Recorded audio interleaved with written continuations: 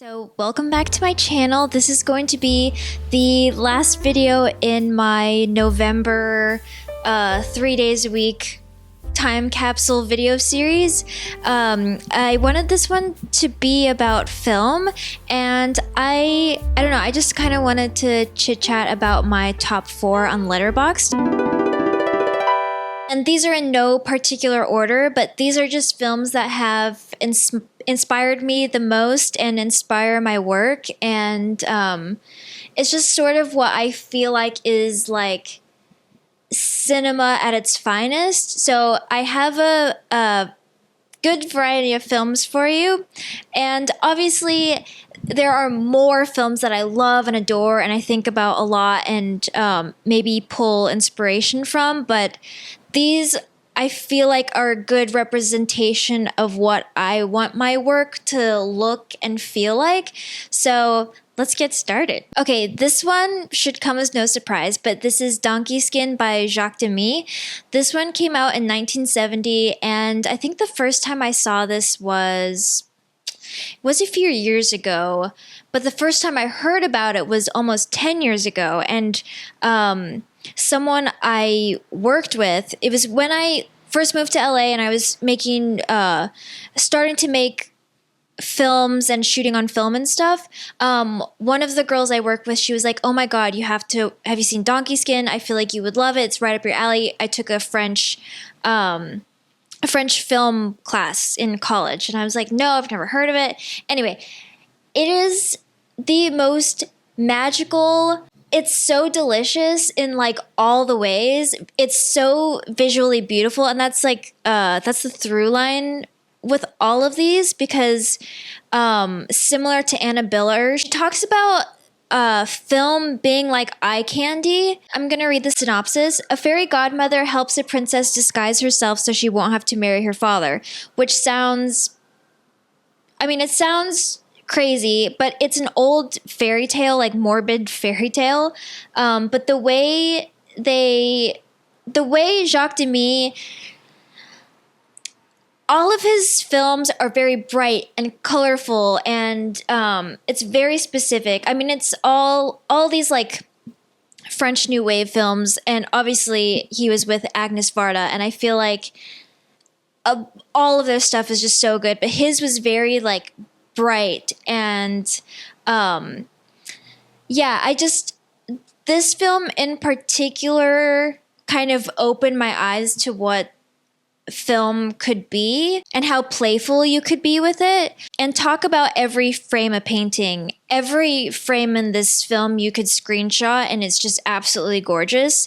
And I remember when I first watched it, like the beginning scene with the donkey, you're just like, whoa, like someone actually made this. It's very magical.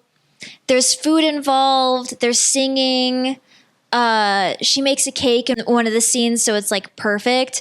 It's like everything you could ask for in a film. I feel like it's visually beautiful. I love the storyline, even though it's a little bizarre, but it's like, and this is why I love The Love Witch too. I feel like it's just pure eye candy. It's just so fun to look at, and the storytelling is beautiful, and it's like that like medieval-y sort of time.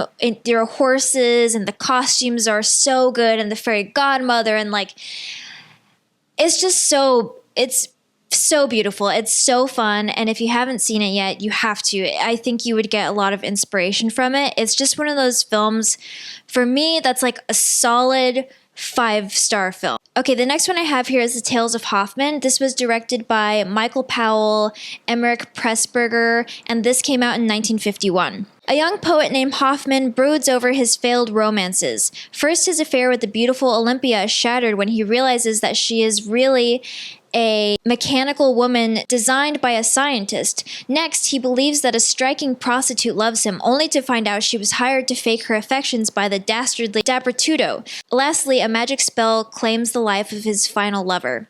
This one is really fun because there's ballet, there's singing and dancing. The costumes are absolutely insane. This came out in 1951, and it blows my mind that this, like, set design, costumes, everything about it is just so detailed. Like, so this one I saw more recently. This one I saw about a year ago, and it had been on my like list for a while because I'd seen like stills on like Pinterest or maybe like Instagram or something, and I was always curious about it. And I think I found it on like YouTube or I don't know. I found it for free somewhere, and I watched it, and I was like, oh my god, this is insane. I also recently watched The Nutcracker, which I love. So I love like a fairy tale storybook sort of vibe. I feel like that's very my style, but this one is just like eye candy and film on crack, and the costumes are beautiful, and this film happens in 3 acts. The second one is probably my favorite because it's like dark and her costume is so good. There are jewels. It's like dark and jewel tones in that one, and I just it's amazing. And while I was watching it, I was actually getting a ton of ideas for Maddie cakes. I was just getting like all this like inspo, and I had a piece of paper out, and I was like writing stuff down and drawing stuff. So if you want inspo, watch this film. It's absolutely insane. They also did The Red Shoes, which I still need to watch. I feel like I've tried watching it a couple of times. I feel like most people have seen that one, but this one is just really, really special. My next one is Beau Travail by Claire Denis, and this is another French film, and this one I was actually shocked by. It's absolutely gorgeous. This is like another ever frame a painting for sure. The symmetry of everything, the colors, the sounds. It's very meditative in a way. And if you want to see a bunch of like hot guys doing stuff in dirt, I feel like my style is very like fairy tale and very kid centric in a way. Or like whenever I go to the bookstore, I always go to the kids section first to look at kids books because I love the illustrations. Like that's very much what I'm inspired by. And then to see a woman make this film about these like military men, and it's rugged, but it's still so beautiful. It's very delicate, even though you have the masculinity of all of these guys in the military. I feel like the pacing of it and the choreography, it's all just very poetic. Everything is very intentional. I need to watch more Claire Denis films if you have any recommendations for me.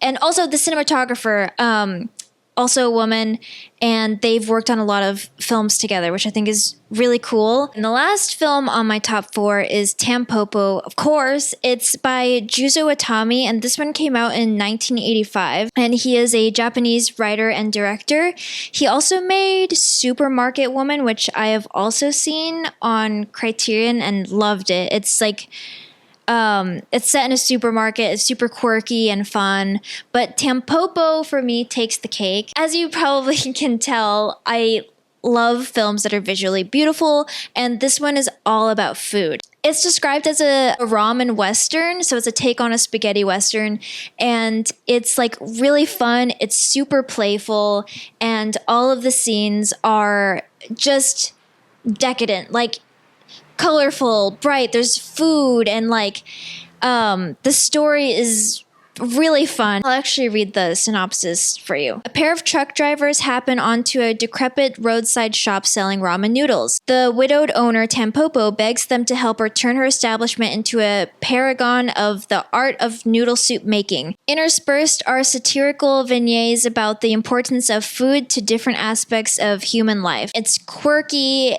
it's silly.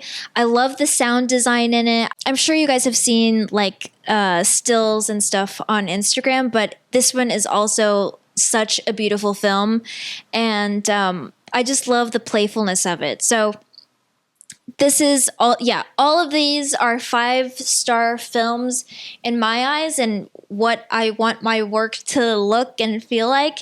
So let me know what your top 4 are. I'm curious to know. And I also want to know if you've seen these films or if you recommend any other films by these directors. And I hope it was fun learning about some of the films that inspire me the most. There are lots that could be up there, but for right now, this is what's on there. Thank you all so much for watching. If you want to see more film stuff, let me know. And do let me know about your top 4. I'm very curious. And are any of these in your top 4 also? Okay, thank you. Bye-bye.